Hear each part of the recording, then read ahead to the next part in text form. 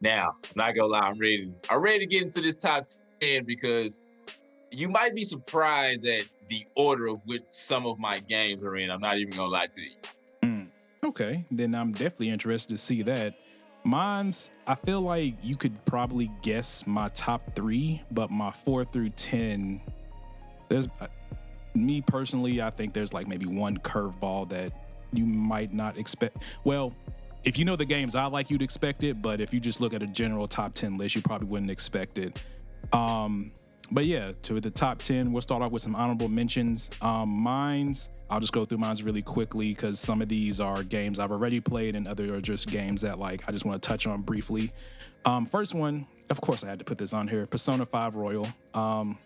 Reason it's not in my top 10 is because Persona 5 technically came out in 2017 in the States, and this is just the new game plus the extra edition. So you already know how I feel about Persona 5. It's arguably one of my, if not my favorite game of all time. Go play Persona 5 Royal if you love 200-hour JRPGs. My next one is what you said, Hades. I actually bought this game when it came out in early access 2 years ago in 2018. And the amount of stuff they added from then up until, when did it go 1.0? Like in August or September, Yeah. I think. This is definitely one of those games that you have to slow burn. And when I say slow burn, I mean it's something that you're just gonna play over the course of the year. Like you can't, there is like an actual story, but you have to do multiple runs, beat the game multiple times to get like the true ending or all the content. But the fact that the gameplay is just so engaging, there's different builds you can do, you get different weapons, abilities, and stuff you can unlock to basically alter your runs. Just makes this game just, something you can put a couple of hours in each day, or if you want to do a couple of long sessions of, but you'll always come back to this game. Next one is one that you said, Immortals Fenyx Rising. This almost made my top 10, but the fact that it came out like December 4th, right before Cyberpunk, and also around the time that all the November games came out, I just didn't have enough time to put into it. But I will say, if you like Breath of the Wild, if you like Assassin's Creed, and when I say Assassin's Creed, the new ones like Origins, Odyssey, and Valhalla, bits of that sprinkled into this game is for you. I honestly feel like this game is more charming than Valhalla just because it doesn't take itself so seriously and it's very light and bright. My main issues with the game is, of course, the look of it. It definitely has that Fortnite filter on it. The facial animations could have been a lot better. And then also the dialogue is kind of weird where like you'll be talking to somebody and then your character will just like sit there and make a face and then they'll say something. And it's a little jarring, but you get used to it after a while. But I think that may also be some of the humor that they're going for. But definitely, if you want to catch it on sale, or if you're a fan of what is this, Greek mythology or Norse? I always get those two mixed up. This is Greek, right? With like Zeus. Yeah, it's Greek. Okay, Greek mythology. This is definitely a good game to play and spend. And also, from what I've heard, it's not as long as like Assassin's Creed games. It's like you can get through the main story and most of the side stuff in like 30 to 40 hours. So it's not something you need to spend like 100 hours to see everything. Next one, which I'm probably my most disappointed game of the year, is Watchdogs Legions. Y'all know I am a huge Watchdogs fan. 2 is my favorite one of my favorite games. And with 3, I see what they were trying to do, but they basically sacrificed the story and any sort of cohesion that you had. Basically what happens is you can recruit anybody in the game, which is a cool thought. But then once you sit down and think about it, it's just like, all right, 95% of the people you recruit have horrible stats that you, like, once you find people that you use, like, you're not going to use. Like, once I finally sat down, I was like, all right, I got my team, I'm going to beat the game. I only use maybe 3 to 4 people, mainly a construction worker, because they get the little drone that's way easier to move around town than driving or fast traveling. But overall, I mean, it was cool, but it made me realize how much a main character and story really matters to a game, because you would see cutscenes of the character that you have with other cutscenes of other characters, and you're just like, this is really awkward and weird. and they kind of say the same lines, especially when you do recruit missions. That got old after a while. The main story was cool. In all honesty, what I wish they would have just gave you a main character, and then let's say your character has to go recruit people, and then you can like take traits from them to put on your character. Like give you those 4 slots, and you'd be like, all right, you get pistol, extra melee damage, extra explosion damage, all that stuff, instead of just having to like swap back and forth. But it was a neat idea. I feel like it was more of like a tech demo of that technology as more than a Watchdogs game. I don't know if they're going to do another one after this, because I don't know how well this did, or if even there's anything worth doing after this. But like I said, it's a fun game for what it is, but still disappointing. Pretty much. Story just sucks. My next one, and this is something new I'm doing, because usually I don't have multiplayer games on my list, but I actually really fell in love with this one. Rogue Company. Basically mix Counter-Strike with a little bit of Overwatch. You get different characters, they get different abilities, guns, attachments. You got 4v4 deathmatch. You have the bomb mode, which you set the bomb, take off the bomb. It's a pretty fun game. It's free to play. It's on basically everything. It's just a really fun game to play. I will advise, kind of like with any multiplayer game, you need to play with friends, because sometimes playing with randoms can be a bit frustrating. But overall, one of the more enjoyable new multiplayer games that I've played over the past couple of years. Next one is gonna be Gears Tactics. As I said, I got into isometric RPGs this past year. This came, of course, to Game Pass, and it's a solid game. My only thing is, I don't think I'm a huge enough Gears fan to really like care that much about it. But as far as like, recruiting people, doing certain weapons, the story, which I forget when this takes place. I want to say this takes place after the initial invasion, so maybe somewhere right before Gears 1. If I remember correctly, like the initial, what's it called? D-Day? Yeah, D-Day. Yeah, I think it takes place somewhere around there. But I know it takes place like before the current Gears games that are out. And yeah, so there's that. But Gears Tactics, if you like isometric RPGs, again, it's on Game Pass, and I think they just released it on console a few months ago as well. So that's a good one. Another one, which I'm actually super happy they released this, and I do plan to play through. Persona 4 Golden finally came to Steam, so you can actually play it on something that's not a PS3 or a PSP. Amazing game. I can definitely. This is the only other Persona game I've played besides 5, so I can definitely see where a lot of the style, gameplay, story stuff came from in 5. It was kind of birthed in this game, and since it being Golden, kind of the more like Royal, the more content heavy version. Amazing game, amazing music. Just go play it if you like JRPGs. The next one, which I actually had a lot of fun with this game, Ninjala, which came out on the Switch, free-to-play game. Okay. Basically think Naruto Ultimate Storm, but with Splatoon characters. Or Splatoon-like characters. But that style of gameplay. Pretty fun, pretty easy. It's not, too difficult to get into, but there are combos and stuff that you can learn. You can unlock different costumes, different weapons, and play the game. There's a free-for-all mode. There's a team battle mode. It's a good game. I don't know how much of a backing it's gonna have and maintain. But overall, it's a fun game. It's free. I would say try it out at least once if you like those type of I guess Naruto Ninja Storm game and things like that. But that's kind of the closest thing it reminds me of. The next one, I actually really, really enjoyed this game, and I was really sad this game did not take off like it should have, or the company wanted to. Another multiplayer game. This is Rocket Arena. This game came out, and I thought it was going to at least get a little bit of a following because they had a Twitch Rivals the day it came out. So they got a bunch of big streamers and YouTubers to play it and cash money prizes like I think they had a $100,000 tournament for it.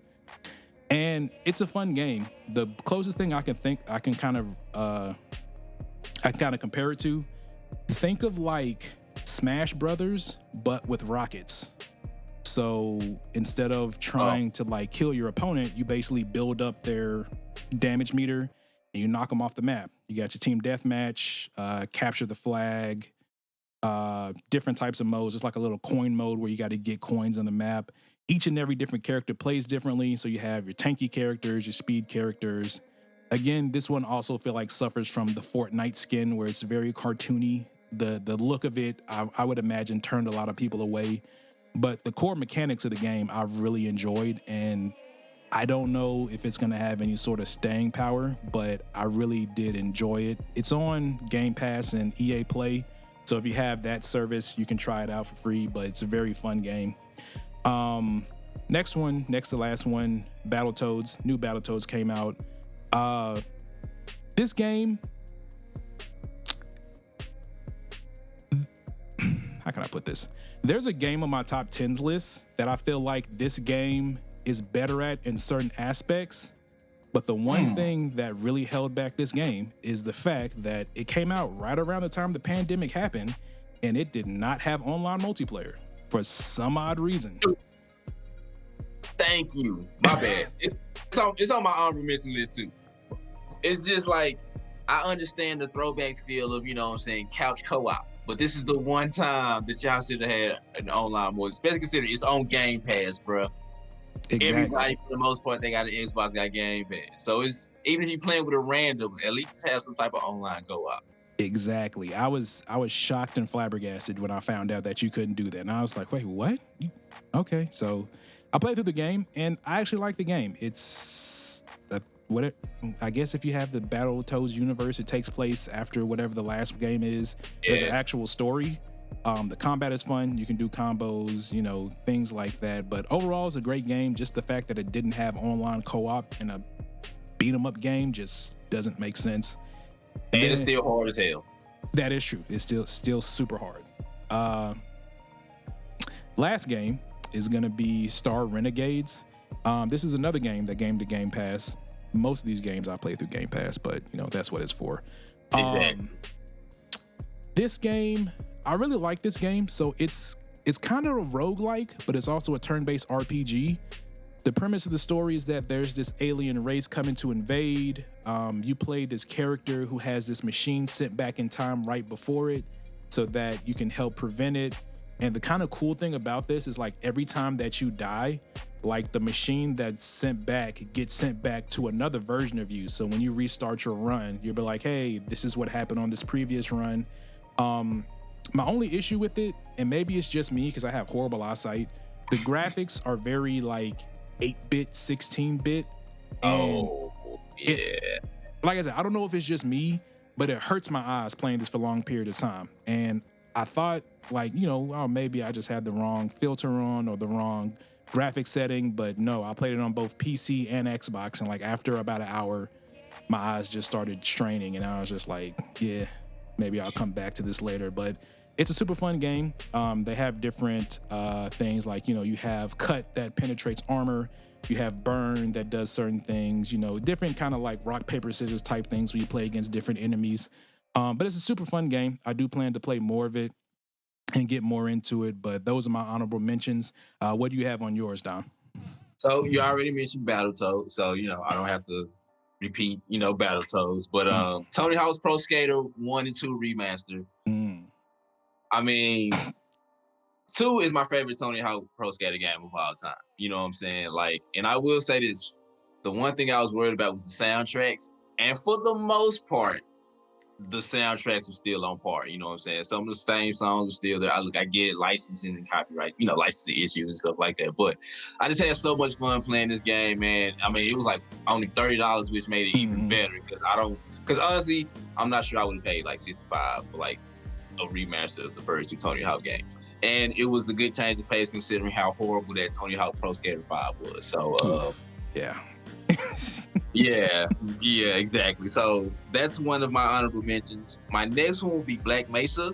which was basically a reimagining of Half-Life 1. So basically think about a remastered version of Half-Life 1 that was done so well that the actual company Valve played this game before they made Half-Life Alyx, bro. That's how good the game was. Like, they played it, and then they took some of the stuff from Black Mesa and implemented it to the Half-Life Alyx game. So that should let you know, it was done by like a small team, a small development team. So, it wasn't just like a real big game, but it was fantastic. And so, if anything, I say you should like probably check that out too.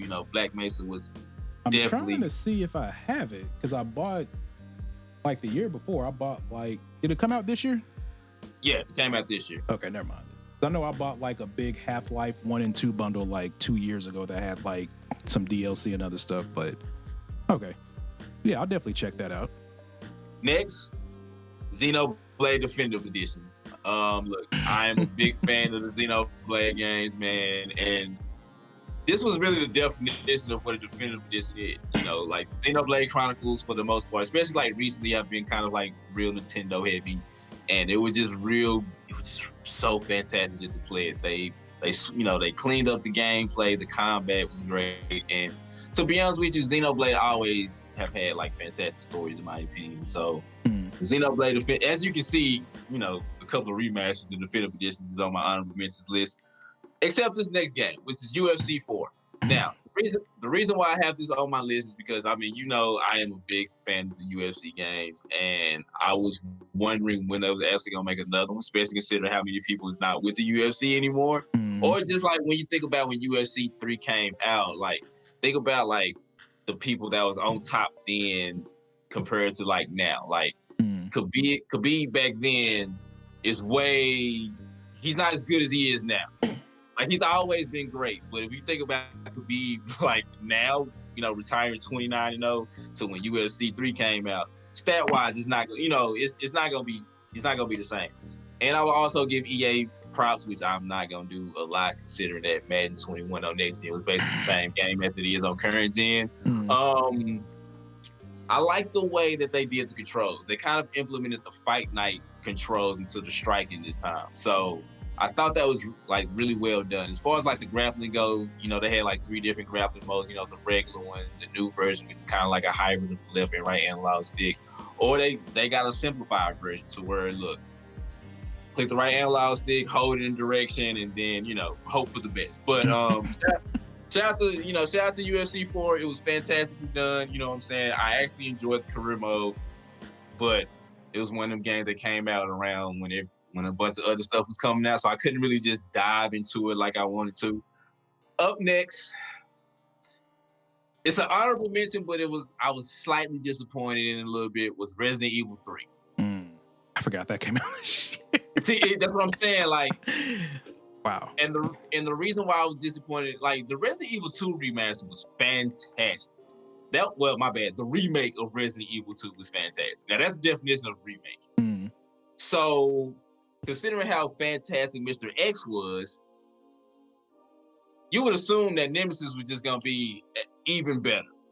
And granted, he was, but considering the fact that they took the multiplayer out, they completely took out the clock tower, boss fight.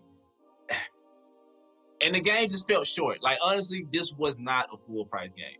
Like, you know how, like, even though Spider-Man Miles Morales is technically like a DLC, to be honest with you, but it's full price, I would be more comfortable spending $65 on Miles Morales than I would Resident Evil 3, if that makes sense. Yeah, no, I totally get you. Like, you can get Resident Evil 2 and Resident Evil 3 in a bundle or something like that, and they should have like really just sold it like that. But I did have fun, you know what I'm saying? It was classic Resident Evil, and shout out to Resident Evil 8. I cannot wait to play that, especially considering that Christian's supposed to be the quote-unquote bad guy in that one. So, taking a page out of your book, I do have a multiplayer game on my honorable mention list, and it's Fall Guys.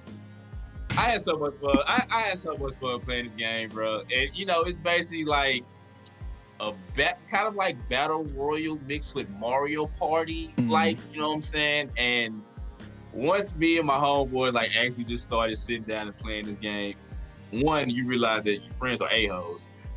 Because look, it's every man for himself for the most part. You know, you start off with 100, and then depending on the different mini games that they had on there, they kept you on your toes. Like some of them was simple, some of them you got to be like, come on, fam. But yeah, I don't want to spend too much time on it because like the way I'm talking about, I could like just put it in my top 10. But Fall Guys is another one. The Marvel's Avenger game. Everything that you said about Watchdogs Legions, you can kind of implement to this Marvel's Avengers game. And the reason why it's an honorable mention because look, I did enjoy it. I did like the story mode. I still don't like Kamala Khan, but the story mode overall, though, it was done well. However, that game got repetitive so fast, bruh. And the fact that I have to like level up each individual character to 150 just to even like feel like I'm getting the most out of the game, that's an issue. No, they just recently released the Kate Bishop DLC, which is fine. It was good, but guess what? You kind of still like in the same environment, you know. Like I'm hoping because they are supposed to have the next gen version released. Like, look, bugs and all that. All games got bugs. You know what I'm saying? So I'm not even just gonna hold that against them. It's just the fact that the game was just so repetitive. Like it's an Avengers game, bro. You have so much material to work with. And look, Taskmaster is one of my favorite comic book villains, but I got tired of fighting him in Abomination. Like those are literally the only two villains that they had on there for them. I mean, MODOK was the big bad, but like outside of the campaign, like you know, it was basically Taskmaster and Abomination. So yeah, Marvel's Avengers. Square Enix, Crystal Dynamic, get your ish together. You know what I'm saying? Like that's really all that I need y'all to do. Just get us together so we can actually have a good Avengers game. And add the ability to switch characters on the fly, bro. Oh, you can't switch characters on the fly? No. Whoever you pick to start that mission, that's who you playing with until the mission is over with. It's not a Marvel Ultimate Alliance situation. Like that, yeah. So yeah, Marvel Avengers, that's it. And my last two will be Need for Speed Hot Pursuit Remastered, which was very well done. I was kind of surprised, to be honest with you. And the Mafia Definitive Edition. And when I say Definitive Edition, I mean 1. Okay. You know, the way they reworked it. Look, granted, the gunplay mechanics was still kind of like whatever. But for them to rework it, you know, bring it kind of modern, like I was a big fan of Mafia Definitive Edition. So yeah, those are my honorable mentions.